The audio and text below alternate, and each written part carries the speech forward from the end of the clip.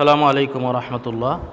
আজকে আমরা একটি গুরুত্বপূর্ণ বিষয় নিয়ে আলোচনা করব। আশা করি আপনারা সকলে ভিডিওটি শেষ পর্যন্ত দেখবেন। একটি গুরুত্বপূর্ণ তথ্য আপনাদের কাছে সচেতনামূলক ভিডিও শেয়ার করা যাচ্ছে তাহাজ্জুদ টিভির পক্ষ থেকে। আপনাদেরকে সবাইকে স্বাগতম। আপনারা যারা আমার চ্যানেলে নতুন আছেন, আমাদেরকে ভিডিও বানাতে এবং নতুন নতুন বিষয়ে সচেতনতা তৈরি করতে মানুষকে আমাদেরকে সহযোগিতা করবেন। আপনারা সবাই আমার চ্যানেলটি সাবস্ক্রাইব এবং লাইক করে দেবেন ইনশাআল্লাহ। তো ভিডিওটি শুরু করছি। ভিডিওটি শুরু করার আগে আমি একটি ভিডিও রান করে রাখছি যে আমাদের সুপরিচিত একজন বক্তা তিনি যে কথাটি বলেছেন সেই কথাটির এগেনস্টে যেহেতু আমার ভিডিওটা, সেই কথাটি নিয়ে পর্যালোচনা, এই জন্যে আমি সেই কথাটি আমি আপনাদের সামনে উপস্থাপন করে নিচ্ছি। সেই বিষয়টি আপনাদেরকে আমি দেখাচ্ছি যে এই যে এই ভিডিওটি, এটি হচ্ছে এনায়েতুল্লাহ। কেন প্রশ্ন আসে না? আসে, বলবো হিজরা কেন হয়? স্বামী যখন অপবিত্র অবস্থায় ওযু ছাড়া স্ত্রীর কাছে যায় আর শয়তান থেকে বিতা দূরে সরানোর দোয়া না পড়ে, তো স্বামী যখন স্ত্রীর সাথে একান্তে মিলিত হয়, ফাতহুল কাদিরের মধ্যে, ফাতহুল বারীতে এসেছে, ইবনে হাজার আসকালানী লিখেন, শয়তান তখন স্বামীর পুরুষাঙ্গে কাগজের মতো পেঁচিয়ে যায়। তো স্বামী তার স্ত্রীর সাথে যা করে সাথে শয়তানও তাই করে। তখন পেটের সন্তানের মধ্যে শয়তানের একটা অংশ যায়, তখন ওই সন্তানটা হিজরা হয়। কিন্তু আপনারা সবাই শুনলেন যে আব্বাস হুজুর বলল যে হিজরা কেন হয়। আসলে উনি বলতে চাচ্ছেন যে হিজরা হয় মূলত মানে অজু ছাড়া, মানে অপবিত্র অবস্থায় যদি কেউ সহবাস করে, তখন অপবিত্র অবস্থায় সহবাস করার সময় পুরুষের লিঙ্গে শয়তান মানে পেঁচিয়ে যায়। তখন পুরুষ আর স্ত্রীর সাথে যেভাবে সহবাস করে শয়তানও সেভাবে সহবাস করার কারণে তারপরে এই সহবাসের মাধ্যমে যে সন্তানটা হয় সেই সন্তানটা হিজরা হয়। দেখুন, এই কথাটা আসলে উনি কিন্তু ডকুমেন্ট দিয়েছেন একজন ইবনে হাজার আসকালানীর।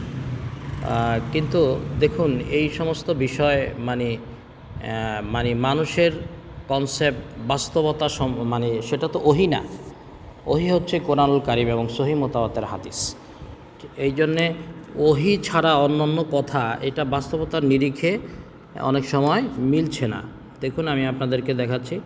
উনি যেভাবে বললেন যে মানে অপবিত্র অবস্থায় সহবাস করলে শয়তান তখন সহবাস করে আর এই কারণে হিজরা হয়। অথচ দেখুন প্রেক্ষাপটটা কীরকম।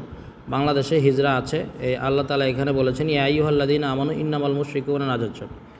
সূরা তওবার 28 নম্বর আয়াতে আল্লাহ বলেছেন সকল মুশরিকরাই অপবিত্র।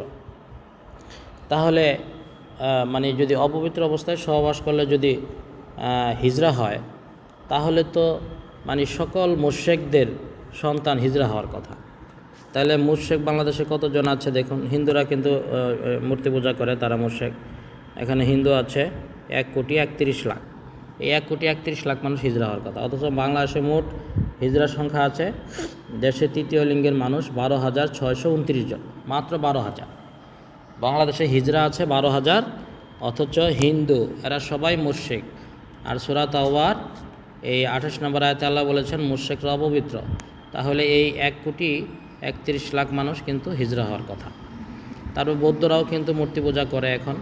তারাও কিন্তু এই যে এখানে আছে কত 11,07,000 মানুষ। এই 11,07,000 মানুষ, এই দেখুন বৌদ্ধদের সংখ্যা 11,07,000 বাংলাদেশে। এরাও কিন্তু হিজরা হওয়ার কথা। তারপরে দেখুন খ্রিস্টান আছে এখানে 4,95,000, এরাও হিজরা হওয়ার কথা। হ্যাঁ, তারপরে মুসলমানরাও যারা আছে, এই যে বাংলাদেশে যে 15 কোটি মুসলমান আছে, এই 15 কোটি মুসলমান সবাই কিন্তু অজু করে মানে করে না, সহবাস করে না। ঠিক আছে, অনেকেই আছে অজু ছাড়া সহবাস করে। তা সুতরাং তাদের মধ্যেও কিছু হিজরা হওয়ার কথা। তাহলে সব মিলে বাংলাদেশে হিজরা থাকার কথা। এই ভাষ্য অনুযায়ী যদি হিজরা হওয়ার কারণ হয়, হিজরা হওয়ার কারণ যদি হুজুর যে কথাটা বললেন, আব্বাসী হুজুর যে কথাটা বললেন, এই অনুযায়ী যদি হিজরা হয়, হ্যাঁ, তাহলে হিজরা হওয়ার কথা কত দেখুন। এখানে 1 কোটি, হ্যাঁ, এখানে 11,31,00,000, 41,00,000, এখানে আছে 4 লাখ, প্রায় 45 লাখ, 1,45,00,000 লোক বাংলাদেশে হিজরা হওয়ার কথা। আরও মুসলমানদের মধ্যে যে 15 কোটি আছে সেই 15 কোটি তো সবাই উজু করে কিন্তু সহবাস করে না, সেখান থেকেও কিছু হিজরা করে, মানে 2 কোটি